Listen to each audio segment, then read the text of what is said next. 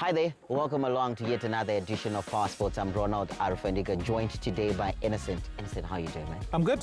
We had a very exciting weekend and we've got a lot to talk about. So much to talk about. We're also excited with the fact that the Chevrons are off to a flying start today, beating that is Oman by 8 wickets. A routine, comfortable victory. It must have been strange, the fact that they beat us not so long ago in the preparatory matches, but we look so comfortable today.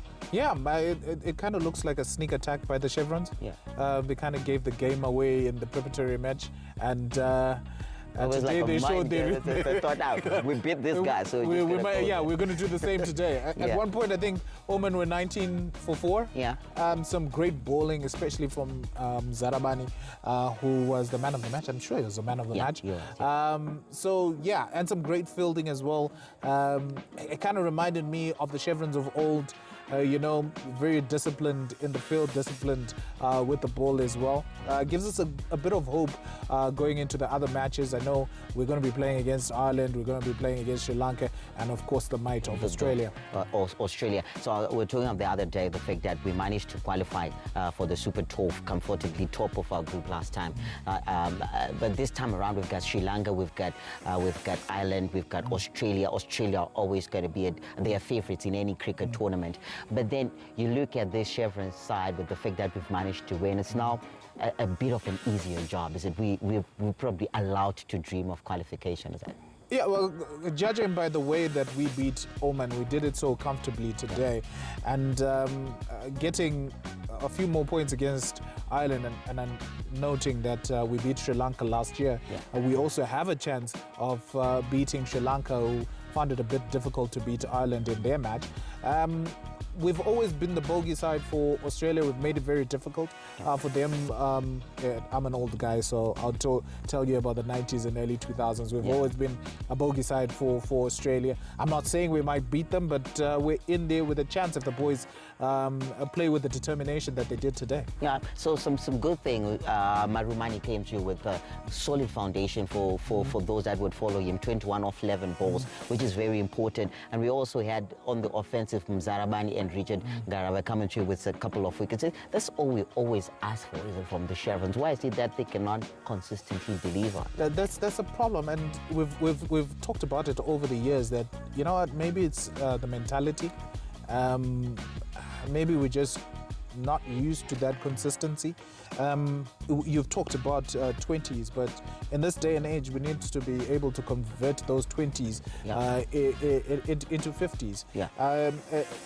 Especially going with the T20s, if you're posting anything below, depending on the pitch, of course, anything below 150, that's an easy target for a proper cricketing side. So, yeah, the consistency has always been the Achilles heel for Zimbabwe, and we're just hoping that we can get that vein of form and we can continue, on that path. All right. So remember the T20 World Cup of Zimbabwe off to a flying start. You can also come to comment and tell us where you think, how far do you think the Chevrons are going to go? Are they going to shock the world and win it and take it home, bring it home? So we have to wait and see. But we're super excited. So many stars there. Brian Bennett, Sikandar Raza. Yeah, so we can actually go in there and win. But anyway, we don't have a lot of time. Let's delve into some international football. The great weekend it was. And there's so much to talk about in terms of the title race and also the top 4. I'll start off with Anfield Super Sunday fixture. Liverpool, the defending champions, taking on Manchester City under Pep Guardiola. Pep Guardiola has always struggled at Anfield, the crowd, any team that goes there. But then it doesn't feel like a fortress. But before we get into the game, I want you to touch on why it's no longer a fortress, why the sudden drop off. Slot. Yeah, Slot is useless. Just slot. Slot is useless. But he won the title last season. Yeah, well, he won with the Klopp's side. Okay. Klopp's tactics. He didn't change much. Yeah. We were still pressing high. Tweaks here and there. Yeah. Got Gravenberg to play CDM. Got a few players, into the squad. But this is his squad now. He was there in the transfer window, spent about £450 million on quality signings. I have no idea whether he had a plan for them or he just said, you know what, that guy is talented, I want to like him. But yeah, and then there's not that high intensity. You know, no one's afraid to come to Anfield anymore. It's unlike under Klopp, where any team would be quaking in their boots to come to Anfield. If you look at the game, here's another stat that is going to shock a lot of Liverpool fans, is that it's been 89 years since Manchester City has done a double on Liverpool. Yeah. Okay. And this is the first time that Pep has actually won at Anfield where there's been a crowd. And if you actually watch that match, the crowd was expectant, because we know when you come to Anfield, it's going to be a lot of pressure.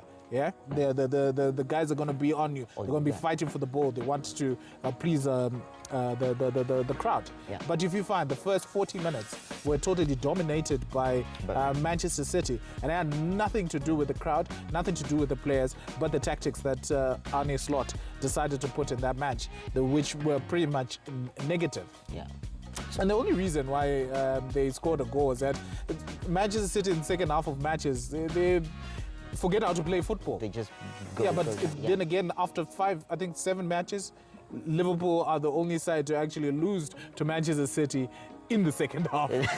So it's a lot of things that's coming into it. So I was just looking at a couple of statistics to say that Mo Salah has scored 4 goals. But I don't know, even if you were to give me the Liverpool job, I'd expect him to score 20, 30 goals. What do you think is going wrong with the Egyptian?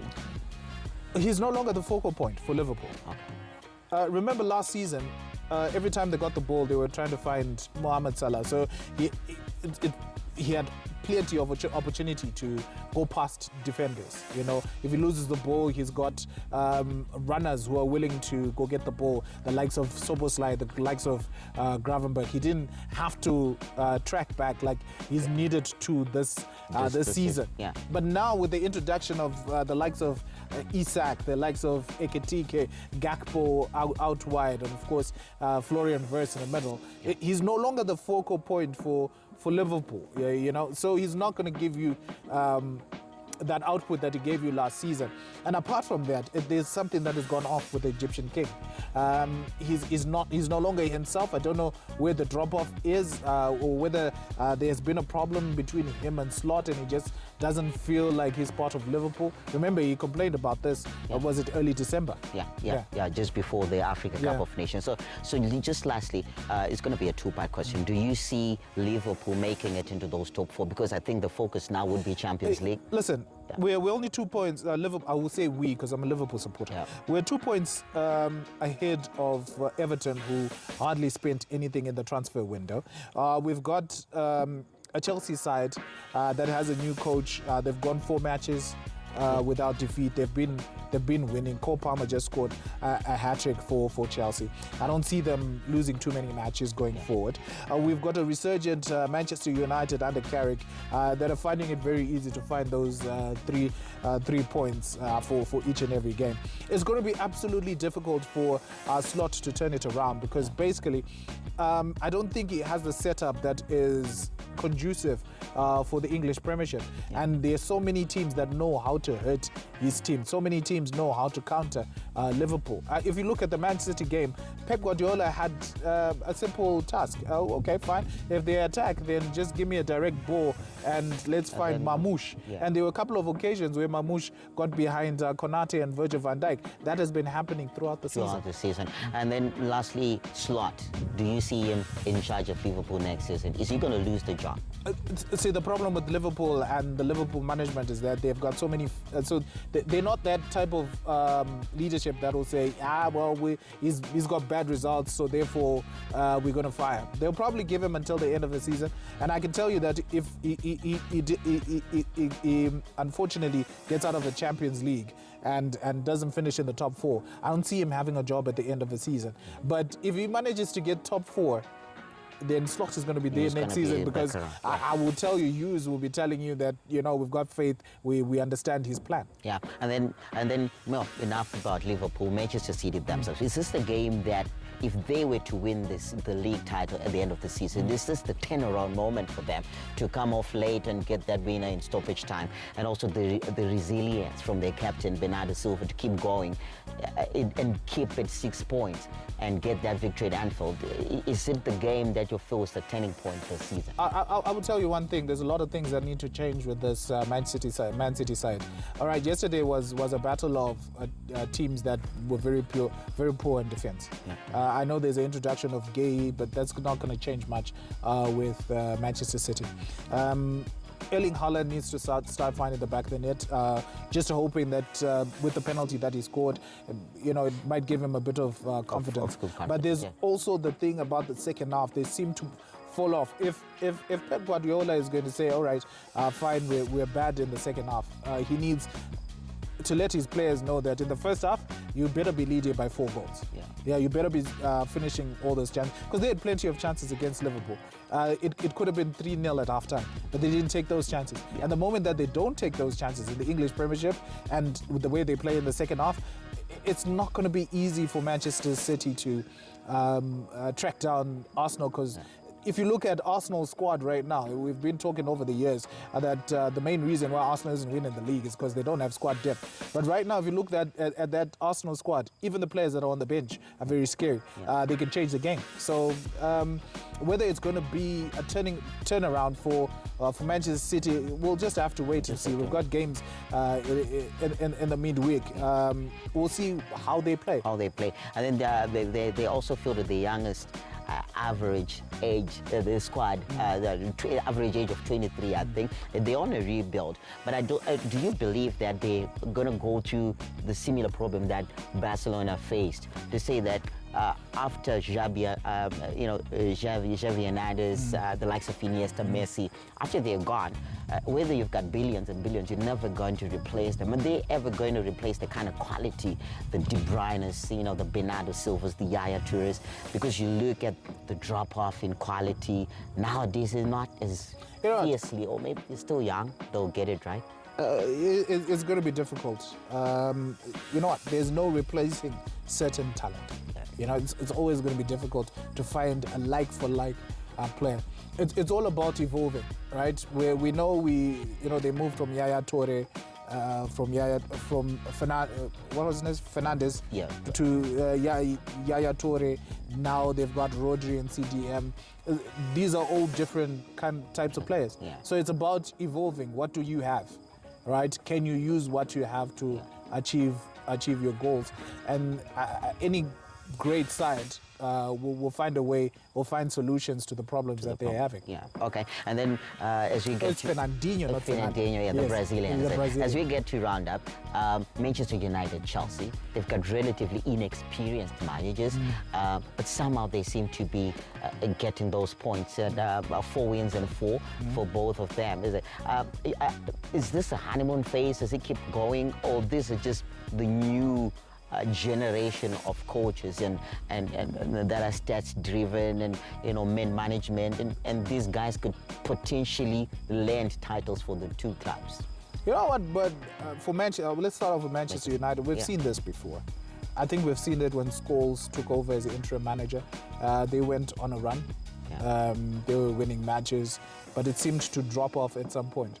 So I'm not saying that this is going to happen with Carrick, because he's probably got better tactics. He's probably fusing with the players a bit better than the other managers.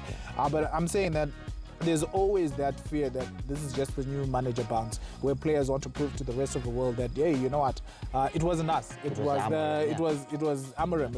It was the tactics. But all in all, we know how to play football. But it's when they are asked, when that motivation goes away, that's when the questions will come now to say, can they push on?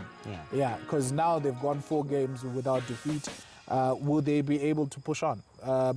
Remember, they're winning, yes, but against Fulham, was it 10 minutes? 2 goals. They conceded 2 goals. So there's that defensive frailties that they have. Will they be able to address it? Is this luck? Those are the questions that will be asked in the coming week. When it comes to Chelsea, might be a bit different. There's a bit of experience in there. These players have been together for a bit of time. This coach is relatively inexperienced.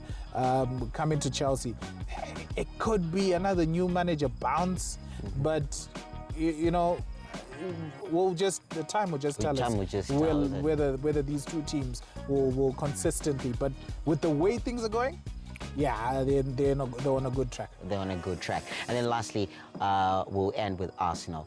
Arsenal champions in waiting. We're now just waiting for coronation. Personally, I don't want them to win. Yeah. No, I don't. No, I don't want them to win. But I think it would be a bigger story for Arsenal, for world football, to say Arsenal choked. Yeah.